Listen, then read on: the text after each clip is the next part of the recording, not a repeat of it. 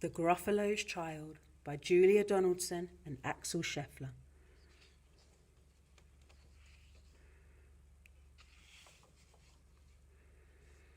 The Gruffalo said that no Gruffalo should ever set foot in the deep, dark wood. Why not? Why not? Because if you do, the big bad mouse will be after you. I met him once, said the Gruffalo. I met him a long, long time ago. What does he look like? Tell us, Dad. Is he terribly big and terribly bad?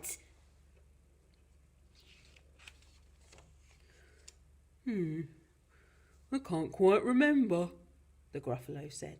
Then he thought for a minute and scratched his head. The big bad mouse is terribly strong, and his scaly tail is terribly long. His eyes are like pools of terrible fire, and his terrible whiskers are tougher than wire.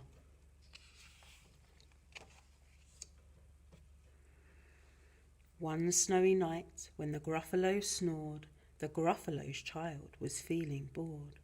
The Gruffalo's child was feeling brave, so she tiptoed out of the Gruffalo cave. The snow fell fast, and the wind blew wild. Into the wood went the Gruffalo's child.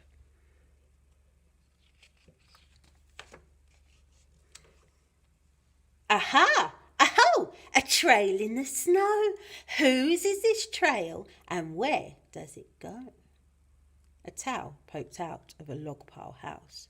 Could this be the towel of the big bad mouse?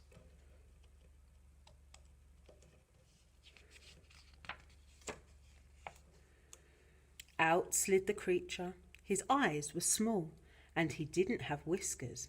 No, none at all. You're not the mouse. Not I, said the snake. He's down by the lake, eating Gruffalo cake. The snow fell fast, and the wind blew wild. I'm not scared, said the Gruffalo's child. Aha! Aho!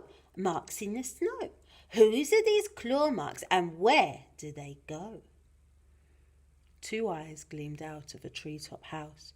Could these be the eyes of the big bad mouse?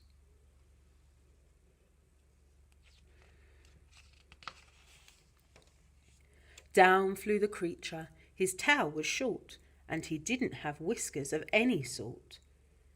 You're not the mouse. Twit-twoo, not I, but he's somewhere nearby, eating Gruffalo pie.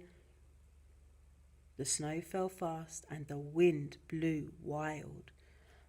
I'm not scared, said the Gruffalo's child. Aha! Aho! A track in the snow. Whose is this track, and where does it go? Whiskers at last, and an underground house.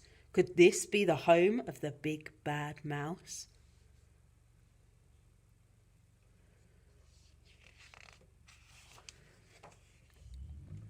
Out slunk the creature. His eyes weren't fiery. His tail wasn't scaly. His whiskers weren't wiry. You're not the mouse. Oh no, not me. He's under a tree drinking Gruffalo tea. It's all a trick, said the Gruffalo's child, as she sat on a stump where the snow lay piled. I don't believe in the big bad mouse. But here comes a little one out of his house. Not big, not bad, but a mouse at least. You'll taste good as a midnight feast.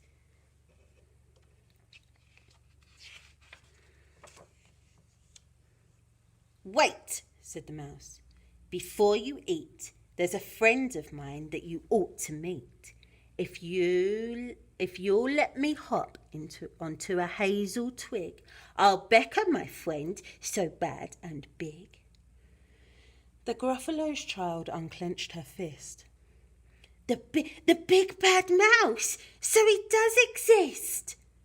The mouse hopped into the hazel tree. He beckoned, then said, "Just wait and see."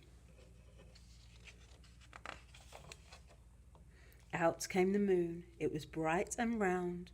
A terrible shadow fell onto the ground. Who is this creature so big, bad and strong? His tail and his whiskers are terribly long. His ears are enormous, and over his shoulder he carries a nut as big as a boulder.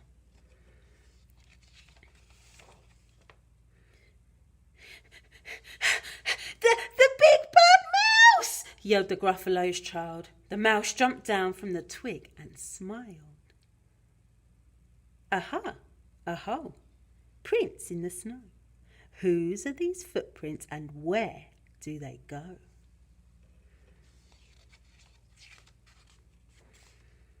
The footprints led to the Gruffalo cave, where the Gruffalo's child was a bit less brave. The Gruffalo's child was a bit less bored. And the Gruffalo snored and snored and snored.